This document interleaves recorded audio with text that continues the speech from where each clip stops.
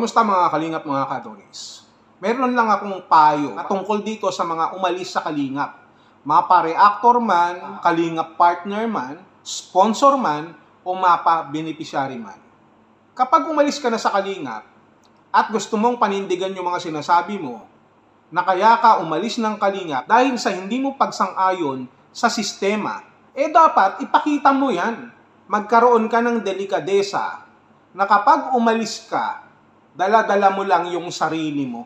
Dala mo at wala ka ng kinalaman pa sa kalingap at dun sa mga naka-affiliate pa sa kalingap. Ang dami kasing umaalis dyan, pero sumusuporta naman dun sa Rochelle, di ba? Hindi ko sinasabing masama sumuporta. Bago pa man nagkaroon ng separation yan, ng maayos na pag-uusap, ang kalingap, sinabi na ni Kuya Bal na nakasuporta ang kalingap sa Rochelle community. Na sila ay nahiwalay dahil malaki na po ang kanilang komunidad at kailangan na rin nilang magkaroon ng sariling sistema sa pamumuno at pagtitiwala ni Kuya Bal kay Roel of Malalag kasama ng kanyang mga Roboys at iba pang mga kasamahan.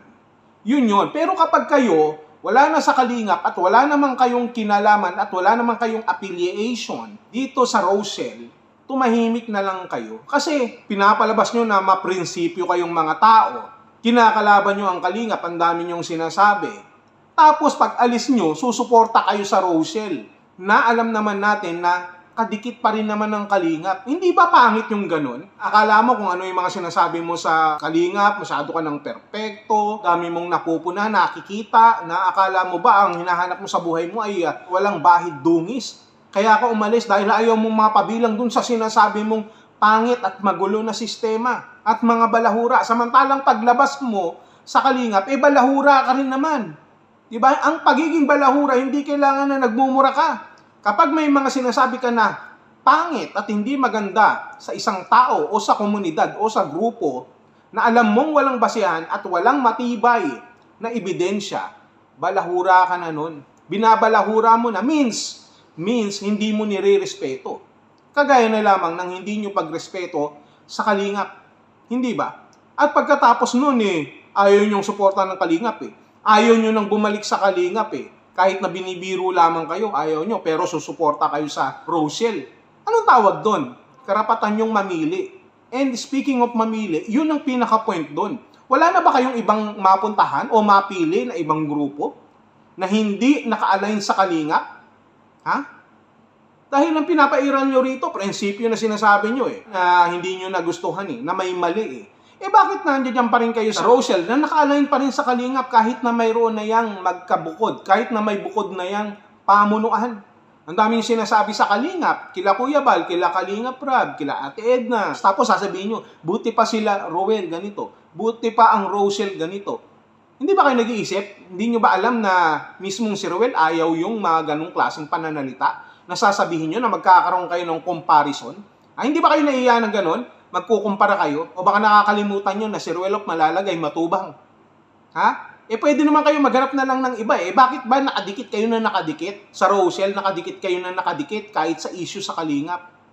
Kung gusto nyo na palang maging magaling at ipakita ang inyong kakayanan sa pamumuno at sa mga sistema na dapat yung ipamuka sa kalingap para naman mayroong kaming maging pamantayan at panuntunan, di sana wag nyong gawin dyan. Wag nyong gawin dyan sa Rochelle at sa iba pa. Ayaw nyo sa kalingap, pero kinokontent nyo yung beneficiary. Ano yun? Tanga-tangahan lang? O kaplastikan lang? Di ba? O tapos sasabihin naman iba dyan, bakit kayo? May mga umalis din ng mga beneficiary nyo sa kalingap. Tapos kinokontent nyo pa. Ang tawag doon, case-to-case basis yun. Kapag mayroong kailangan na reaksyonan at kailangan naman din talagang bigyan ng reaksyon, binibigyan po natin ng pagpapaliwanag. Hindi kagaya ng ginagawa ng iba na nasa labas ng kalingap, naninira pa. Maninira at maninira. At take note kami hindi naman namin kinakarir yun.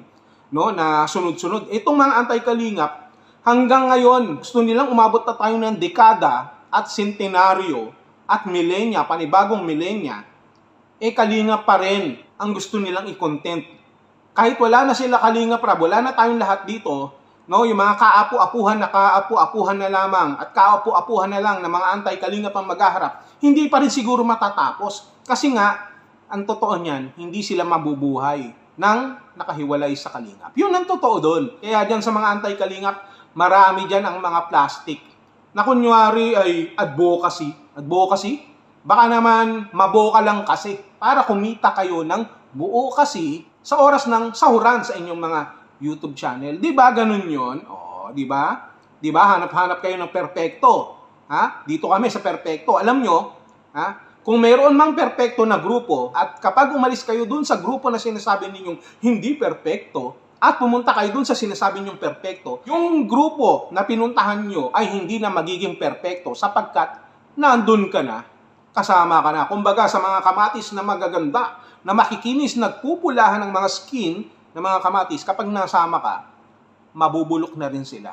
Kaya, walang perpekto. Ganun yun. Huwag tatanga-tanga, huwag niyong karinin yung pagiging tanga at pagmamarunong kung hindi niyo naman alam yung mga sinasabi niyo at kung hindi niyo kayang panindigan yung sinasabi niyong paghiwalay sa kalingap. Content pa rin kayo ng content sa kalingap at kinukontent niyo pa rin ang Rochelle community. Ayaw naman ni Roel na i-content siya, hindi ba? Ako nga pinsan ko yan hindi ko kino-content na kahit na pwede akong mag-content Dahil yun sa tinatawag na respeto. Yun lang yun. Pwede naman mag-content, batiin yung anniversary, no? Kung anumang okasyon o kung kinakailangan man. Pero yung content na pagsuporta, tunay na pagsuporta sa Rochelle, tunay na pagsuporta, hindi kagaya ng kalingap na ganun. Kumpara, kayo ng kumpara, nagmumukha na kayong tanga. Tanga pa more. Sakit ba? Ha? Mga anti-kalingap dyan. Yung mga umalis dyan na iba. Yung iba, hindi ko nilalahat sapagkat may mga umalis din naman na matitino na hindi kinakalaban ng kalingap. Naintindihan niyo ba yun? Huwag kayong plastic Nakikita niyo to? Baka dumapo sa mga pisngi niyo ito. Joke lang. Mga anti-kalingap, Merry Christmas na rin sa inyo. Magbago na kayo. Kasabay ng pagbabago ng taon. Yun lang.